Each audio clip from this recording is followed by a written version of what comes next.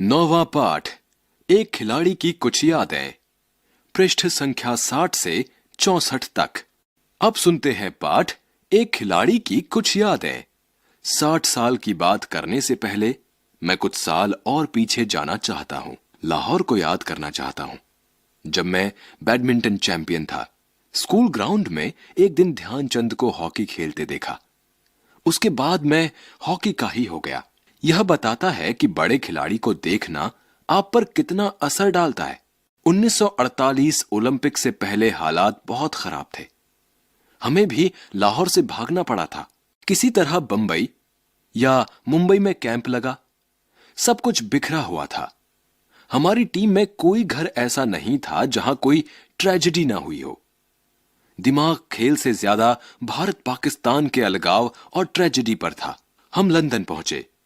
वहां भी विश्व युद्ध के बाद के हालात थे। शहर संभल नहीं पाया था। बिल्डिंग में गोलियों के निशान दिखाई देते थे। ओलंपिक ड्रॉ निकला। भारत और पाकिस्तान अलग अलग हाफ में थे। सबको यही लग रहा था कि इन्हीं दोनों मुल्कों का फाइनल होगा। सेमीफाइनल में एक दिन हमें हॉलैंड और पाकिस्तान को इंग्लैंड से खेलना था। वेम्बली स्टेडियम था जहां आमतौर पर फुटबॉल होता था। बारिश के बीच हम बड़ी मुश्किल से हॉलैंड को 2-1 से हरा पाए। इंग्लैंड ने पाकिस्तान को हरा दिया। अब इंग्लैंड से फाइनल था। क्वीन मौजूद थी। हमने इंग्लैंड को 4-0 से हराया। हमारी टीम में कोई ऐसा नहीं था जिसकी आंख में आंसू ना हो। उसी मुल्क में आकर हम जीते थे जिसने हम पर राज किया। उसी के घर में हराया था। पहली बार विश्व स्तर पर कहीं जनगण मन बजा। हमें गर्व है कि यह इंग्लैंड में हुआ। इससे बड़ा लम्हा नहीं हो सकता। सारे दुख दर्द भूल गए थे। आजाद भारत ने पहली बार दुनिया को दिखाया था कि वह क्या कर सकता है। मुझे अफसोस है कि उसके बाद हॉकी का स्तर गिरा है। गिरावट सिर्फ हॉकी में ही नहीं, कई खेलों में है। कुल मिलाकर टीम और गेम की हालत खराब हुई है। व्यक्तिगत खेलों में जरूर सफलताएं मिली हैं। विश्वनाथन आनंद हैं, सानिया मिर्जा हैं, लेकिन उन्हें ऊपर लाने में कोई सिस्टम काम नहीं आया। यह उनकी अपनी मेहनत और परिवार के सपोर्ट का नतीजा है। मैं यही कहना चाहता हूं कि सिस्टम गड़बड़ है। इसे ठीक करना पड़ेगा। बेसिक सुविधाएं देनी ही पड़ेंगी। जैसे आपको हॉकी खेलने के लिए सिंथेटिक टर्फ जरूर चाहिए, लेकिन हमारे मुल्क में कितने हैं? अंग्रेजों के समय में एक बात अच्छी थी कि हर स्कूल में खेल बहुत जरूरी था। तब खेलना उतना ही जरूरी था जितना पढ़ना। लेकिन यह बदला। खेल खास जगह नहीं पा सका। कुछ बदलाव है, लेकिन इतना काफी नहीं है। हर स्कूल में मैदान जरूरी है। आबादी के साथ खेल की जगह खत्म होती जा रही है। हमारे समय में कोचिंग जरूर आज जैसी नहीं थी। सीनियर खिलाड़ी एक तरह से कोच होते थे, लेकिन जरूरत से ज्यादा कोचिंग और तकनीक के इस्तेमाल का क्या वाकई हमें फायदा हुआ है? मेरा मतलब यह है कि खिलाड़ियों में जज्बा जरूरी है। शूटिंग में भारत ने तरक्की की है। क्रिकेट में कुछ सफलताएं मिली हैं, लेकिन 60 साल में हम हॉकी सहित उन खेलों में पिछड़े हैं जिनमें सबसे आगे थे। जिनमें आगे आए हैं वहां सबसे आगे नहीं है। देश के बेहतरीन हॉकी खिलाड़ियों में एक श्री केशव दत्त 1948 और 1952 की स्वर्ण विजेता ओलंपिक टीम का हिस्सा थे। इस समय वह कोलकाता में रहते हैं। लेखक केशव दत्त। अभ्यास। शब्दार्थ। असर अर्थात प्रभाव। हालात अर्थात स्थिति। ट्रेजेडी अर्थात दुखांत घटना। लम्हा अर्थात क्षण या पल। सिस्टम अर्थात व्यवस्था। कोचिंग अर्थात प्रशिक्षण या शिक्षण देना। जज्बा अर्थात भाव या जोश। शूटिंग अर्थात निशानेबाजी। पहला, पाठ से प्रश्न। क, लेखक बैडमिंटन चैंपियन था।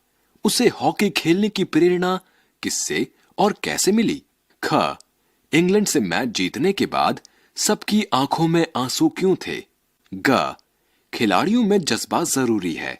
लेखक ने किस जज्बे की बात की है? यह जज्बा क्यों जरूरी है? दूसरा, याद करना। 60 साल की बात करने से पहले मैं कुछ साल और पीछे जाना चाहता हूं।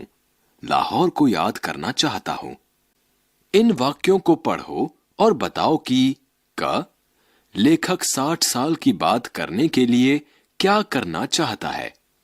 ख तुम्हें अगर अपने 3 साल के हिंदी सीखने की बात को कहने को कहा जाए तो उसके लिए क्या क्या करोगे। ग क्या पिछली किसी बात को याद करने के लिए बार बार रटना जरूरी होता है या सोच समझ के साथ उस पर चर्चा, विचार और उसका आवश्यकता अनुसार व्यवहार करना जरूरी होता है। तुम्हें जो भी उचित लगे उसे कारण सहित बताओ। तीसरा, बिखरा हुआ। क पता करो कि कोई सामान, विचार और ध्यान क्यों बिखरता है। ख उनके बिखरने से क्या क्या होता है। ग लेखक का दिमाग खेल से ज्यादा भारत पाकिस्तान के अलगाव और ट्रेजेडी होने के कारण कैसी मुश्किलों में उलझा होगा। चौथा, फिल्म और गीत।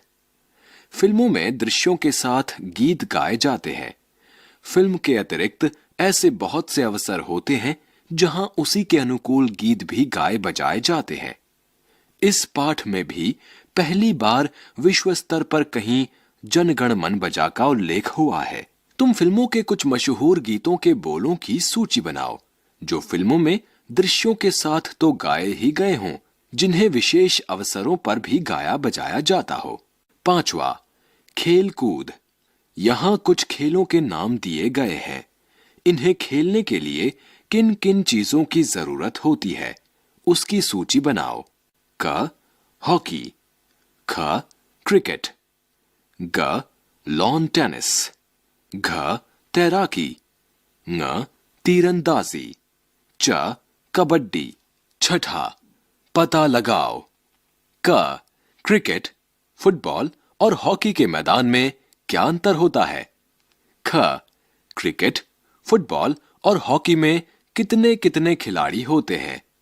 ग हॉकी से जुड़े शब्दों की सूची बनाओ। सातवां, तुम्हारी बात। क तुम्हें कौन सा खेल पसंद है। अपने किसी स्थानीय खेल के नियम, खिलाड़ियों की संख्या और सामान के बारे में बताओ। ख अपने जीवन की किसी ऐसी घटना के बारे में बताओ जब तुम्हारी आंखों में आंसू आए हों, जब तुम अपना दुख दर्द भूल गए हो। आठवां, खेल और सिनेमा।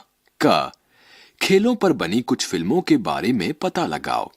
उनमें से कुछ फिल्मों के नामों और उनमें दर्शाए गए खेलों के नामों को साथ मिलाकर एक सूची बनाओ। कक्षा में उन फिल्मों के बारे में बातचीत भी करो। नौवां, जगह जगह के खेल। कुछ खेल कुछ खास जगहों में ही खेले जा सकते हैं और कुछ खेल प्रचलन के कारण कुछ खास लोगों द्वारा ही खास स्थानों पर खेले जाते हैं।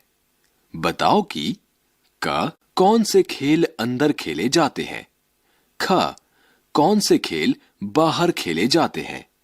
ग कौन से खेल अकेले खेले जाते हैं। 10वां